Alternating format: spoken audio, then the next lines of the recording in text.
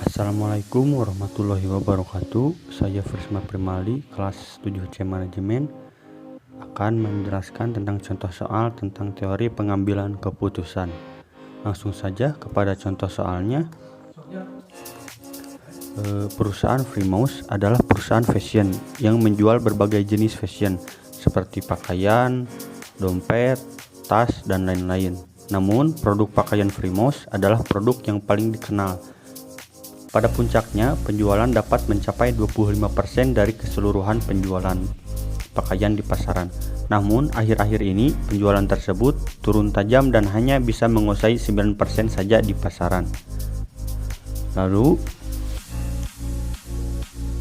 berdasarkan kondisi tersebut, perusahaan hendak melakukan kajian seperti mengembangkan produk, meneruskan usaha seperti biasanya, atau menghentikan produksinya.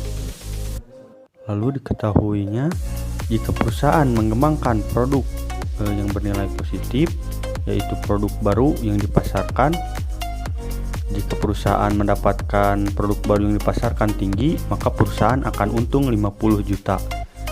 Namun jika perusahaan memasarkan produk yang dipasarkan rendah, maka perusahaan akan rugi, yaitu sebesar 15 juta. Lalu jika pengembangan perusahaan positif tetapi perusahaan tidak memasarkan produk baru, maka perusahaan akan rugi sebesar 5 juta. Lalu jika perusahaan tidak melakukan proyek pengembangan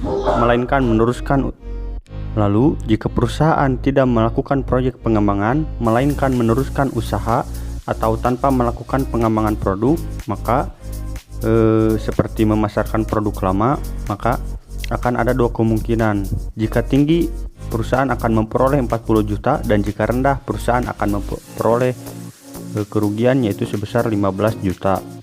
Lalu, jika perusahaan mengembangkan produk lama yang dipasarkan atau negatif, maka perusahaan akan mendapatkan hasil dari poin 2 yang dikurangi, yaitu hasil dari poin kedua yang dikurangi oleh biaya penelitian.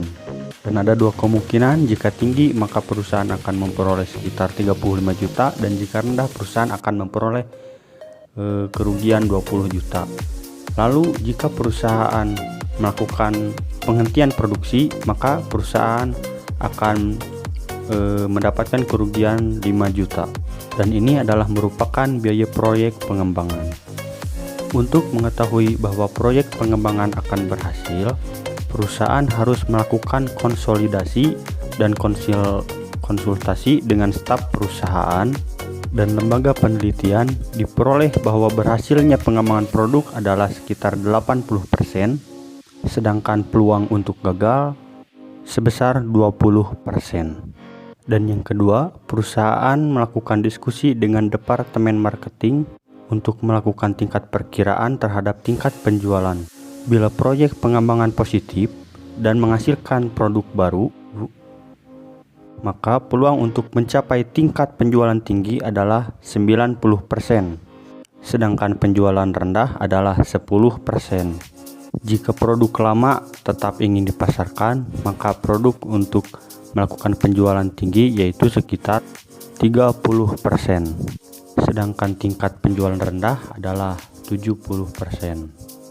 Lalu kita akan melakukan pohon keputusan dan menetapkan pilihan manakah yang terbaik untuk perusahaan tersebut.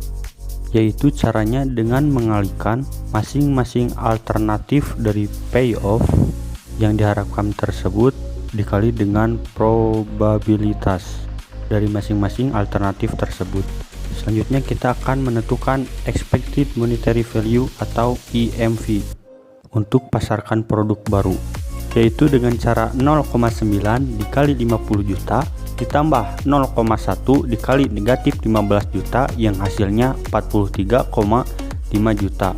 Lalu untuk pasarkan produk lama yaitu 0,3 dikali 35 juta dan ditambah 0,7 dikali negatif 20 juta yang hasilnya 3,5 juta. Yang benarnya yaitu negatif 3,5 juta. Lalu sekarang menghitung expected monetary value jika perusahaan mengembangkan tetapi dengan produk lama yang dipasarkan tanpa mengembangkan produk. Caranya 0,3 dikali 40 juta ditambah 0,7 dikali negatif 15 juta yang hasilnya 1,5 juta. Setelah kita hitung, lalu kita bandingkan apakah pengembangan produk pengendalian tersebut adalah cara yang terbaik, ataukah menghentikan produksi akan lebih baik, atau juga meneruskan usaha tanpa mengembangkan produk usaha. Nah, setelah mengetahui seperti meneruskan usaha tanpa mengembangkan produk itu hasilnya 1,5 juta dan menghentikan produksi yaitu adalah 0, maka kita akan menghitung bagaimana kalau proyek pengembangan ini akan dilakukan, yaitu dengan cara 0,8 dikali 43,5 juta ditambah 0,2 dikali negatif 3,5 juta yang hasilnya 34,10 juta. Sehingga kita dapat melihat dari hasil tersebut mana yang menunjukkan nilai expected monetary value yang tertinggi, itulah yang akan dipilih. Lalu sekarang kita akan melihat proyek pengembangan produk baru, hasilnya yaitu adalah 34,10 juta. Menghentikan produksi 0 dan meneruskan usaha seperti biasa yaitu 1,5 juta. Sehingga kita bisa menyimpulkan perusahaan sebaiknya melakukan pengembangan produk. Karena kenapa? Memberikan nilai EMV atau expected monetary value tertinggi yaitu sebesar 34,10 juta. Segitu saja dari saya. Terima kasih. Assalamualaikum warahmatullahi wabarakatuh.